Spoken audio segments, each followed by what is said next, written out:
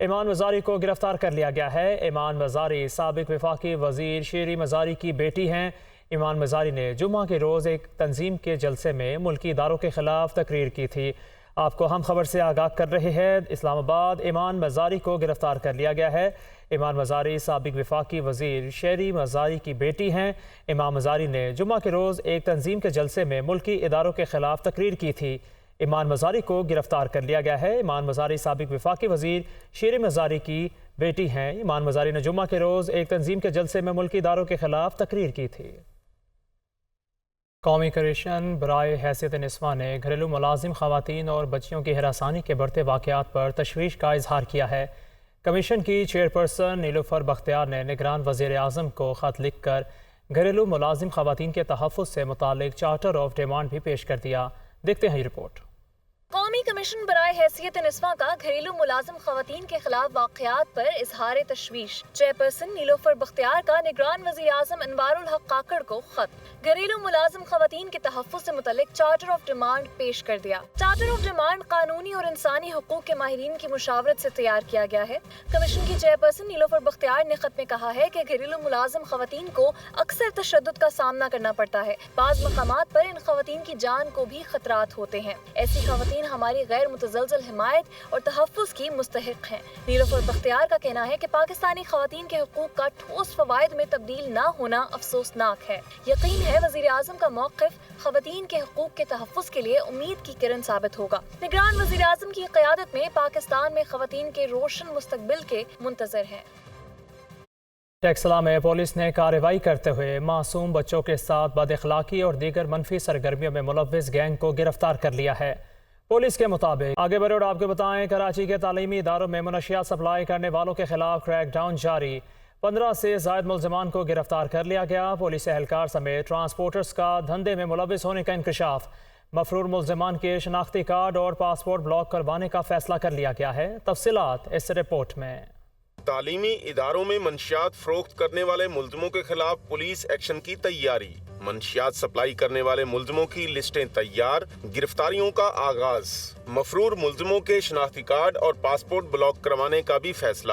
تعلیمی اداروں میں 3 سے زائد منشیات فروش گروہ سرگرم ہونے کا انکشاف ہوا ہے۔ پولیس حکام کا کہنا ہے کہ منشیات فروش افغانستان، کوئٹہ اور نوشکی سے نیٹ ورک چلاتے ہیں۔ کوئٹہ سے ہب اور پھر کراچی کوچ اور بس کے ذریعے منشیات منتقل کی جاتی ہیں۔ پنکی کوچ کے ذریعے منشیات پنجاب سے کراچی منگواتی تھی۔ سپلائی کرنے والے 15 سے زائد ملزموں کو گرفتار کر لیا گیا ہے۔ پنکی منشیات فروش گروہ کے 7 پولیس اہلکار کامران سمیت منشیات کے ڈیلرز، ٹرانسپورٹر اور ڈیلیوری کرنے والے ملزم بھی شامل ہیں۔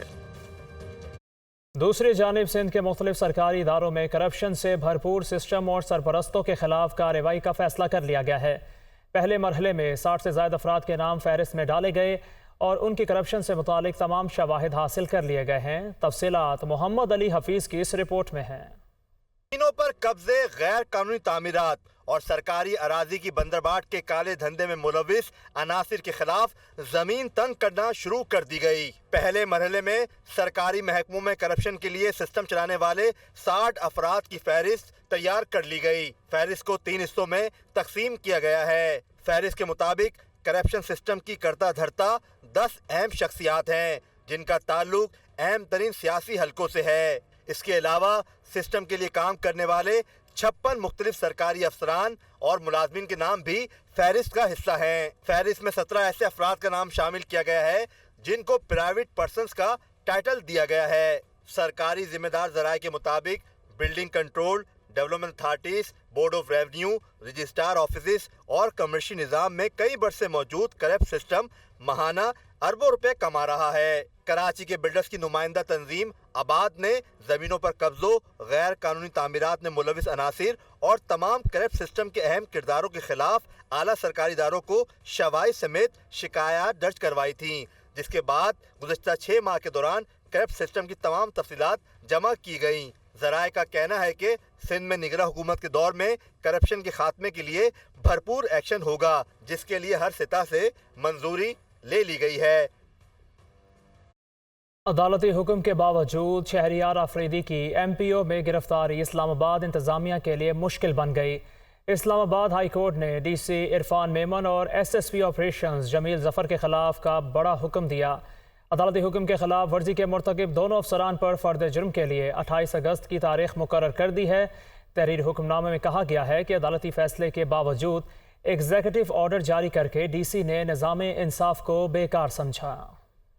رہنما شہریار افریدی کی 3 MPO کے تحت گرفتاری اسلام آباد کے افسران کو مہنگی پڑ گئی۔ اسلام آباد ہائی کورٹ کے جسٹس بابر ستار نے تحریری حکم میں ڈی سی اسلام آباد عرفان میمن اور SSP آپریشنز جمیل ظفر کو بادی النظر میں عدالتی حکم کی خلاف ورزی کے مرتکب پایا اور شوکاز نوٹس پر جواب غیر تسلی بخش قرار دیتے ہوئے فرد جرم کے لیے 28 اگست کی تاریخ بھی مقرر کر دی۔ جسٹس بابر ستار نے کہا جون میں شہریار افریدی کے خلاف ڈسٹرکٹ مجسٹریٹ نے دوبارہ صرف سورس رپورٹ پر غیر قانونی آرڈر جاری کیا۔ بادی النظر میں ڈی سی اسلام آباد نے اس عدالت کے آرڈرز کی خلاف ورزی کی، جبکہ SSP آپریشنز نے سورس رپورٹ ربر سٹیمپ کے طور پر لی۔ ہائی کورٹ کا آرڈر ایگزیکٹو پر لازم نہ ہونے کا تاثر دے کر ڈی سی نے نظام انصاف کو نیچا دکھانے کی کوشش کی۔ عدالت نے کہا ڈسٹرکٹ مجسٹریٹ چاہے تو دوبارہ تفصیلاً اپنا جواب جمع کرا سکتے ہیں۔ SHO اور DPO کو بھی شوکاز نوٹس جاری کرتے ہوئے آئندہ سماعت پر جواب طلب کر لیا۔ نگران وزیر اعلیٰ پنجاب محسن نقوی کہتے ہیں سیلاب سے متاثرہ علاقوں میں ریلیف کا کام جاری ہے، عوام کی زندگیوں کا تحفظ پہلی ترجیح ہے۔ مزید کہا کہ متاثرہ علاقوں سے لوگوں کا انخلاء ہر صورت یقینی بنایا جائے۔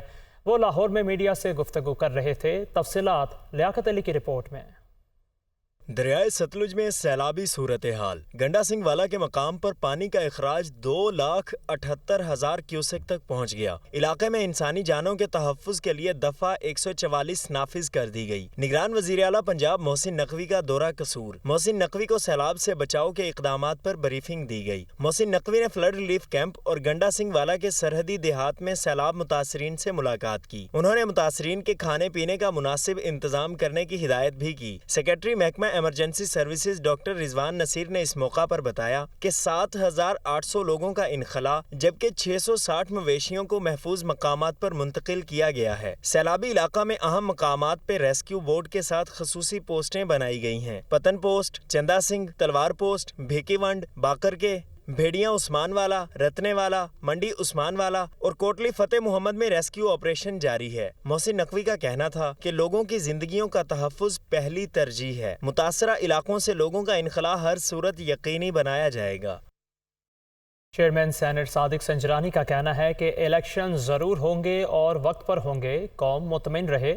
بلوچستان کے سارے مسائل 60 یا 90 روز میں ختم نہیں ہو سکتے۔ بلوچستان عوامی پارٹی ملک کی ترقی میں اہم کردار ادا کرے گی۔ چیئرمین سینٹ مزار قائد پر حاضری کے بعد میڈیا سے گفتگو کر رہے تھے۔ سینٹ آف پاکستان انشاءاللہ آپ کی الیکٹڈ باڈی ہونے کی حیثیت سے اب نگران حکومتوں کے ساتھ مل کر کام کرے گا۔ آج ہمارے نگران وزیر اعظم صاحب آئے ہیں تو یہ اب 60 دن میں یا 90 دن میں بلوچستان کے سارے مسئلے حل نہیں ہو سکتے، لیکن بلوچستان کے لوگوں کو ایک ہوپ نظر آئی کہ ان کا بھی ایک نمائندہ بیٹھا ہوا ہے وہاں پہ، ان کی بات پہنچ سکتی ہے ان تک۔ تو میرے خیال میں اس سے احساس محرومی آہستہ آہستہ کم ہو رہی ہے۔ تمام پولیٹیکل پارٹیز اس وقت اکٹھے بیٹھی تھیں، انہوں نے فیصلہ کیا ہوگا۔ انہوں نے جب سینسس کو ایکسیپٹ کیا تو ان کو پتا تھا کہ ڈی لمیٹیشن وغیرہ ہوں گی۔ تو الیکشن یہ آپ کو میں بتاؤں الیکشن کمیشن کا کام ہے، election commission of Pakistan election کرائے گا، وقت پہ کرائے گا۔ بالکل قوم مطمئن رہے اور تیاری کرے۔ اور جو رئیس صدر کے انتخاب کی آپ نے بات کی ہے 9 ستمبر کو کمپلیٹ ہوگا، لیکن آئین میں پروویژن بھی دی ہوئی ہے کہ صدر صاحب کنٹینیو کریں گے جب تک نئے صدر صاحب آفس میں نہیں آئیں گے، اور وہ صورت میں آئیں گے جب ظاہر ہے ان کا کالج آف الیکٹورل کمپلیٹ ہوگا۔ بلوچستان عوامی جو پارٹی ہے بلوچستان کی اس وقت سب سے بڑی پارٹی وہ تھی، چیف منسٹر ہماری پارٹی کا تھا۔ سینٹ میں آپ دیکھیں بلوچستان کی سب سے بڑی جو ریپرزنٹیشن ہے وہ بلوچستان عوامی پارٹی کے سینیٹرز ہیں، 12 سینیٹر ہیں۔ خبر شامل کریں کہ نگران وزیر اطلاعات کے اسلام آباد میں دنیا نیوز کے دفتر آمد۔ نگران وزیر اطلاعات مرتضیٰ سولنگی نے دنیا نیوز سے خصوصی گفتگو کرتے ہوئے کہا کہ انتخابات کب ہوں گے اس کا جواب الیکشن کمیشن ہی دے سکتا ہے۔ الیکشن کمیشن اپنی آئینی ذمہ داری پوری کرے گا اور ہم بھرپور مدد کریں گے۔ تفصیلات اس رپورٹ میں۔ निगरान वजीर इत्तलात मुर्तज़ा सोलंकी का दुनिया न्यूज़ इस्लामाबाद का दौरा, अमले से घुल मिल गए, दुनिया न्यूज़ से खुसूसी बातचीत भी की। वजीर इत्तलात ने कहा कि इलेक्शन कब होंगे ये फैसला इलेक्शन कमीशन करेगा। चीफ इलेक्शन कमिश्नर से मुलाकात हुई, वो बहुत काबिल और मंजे हुए शख्स हैं। कहा इस वक्त सबसे बड़ा चैलेंज शदीद तकसीम का है, सियासी मुखालफत दुश्मनी में तब्दील हो गई है, मुल्क में कौमी इत्तेफाक राय पैदा करना होगा। इस मुल्क के अवाम के मफाद में है, जो मोटे मोटे जो बड़े मसले हैं उन पर एक कौमी इत्तेफाक राय पैदा करना कि हम उनसे आगे कैसे जाएंगे, ये बड़े चैलेंजेस हैं। मईशत को कैसे बेहतर करेंगे, मकामी हुकूमतें कैसे बनाएंगे, जो गवर्नेंस के जो इस्लाहात हैं वो कैसे करेंगे, जो वफाकियत है उसको कैसे मजबूत करेंगे। मुर्तज़ा सोलंकी का कहना था कि मईशत और खारजा पॉलिसी को बेहतर बनाना और अदम बर्दाश्त की बीमारी का इलाज करना है।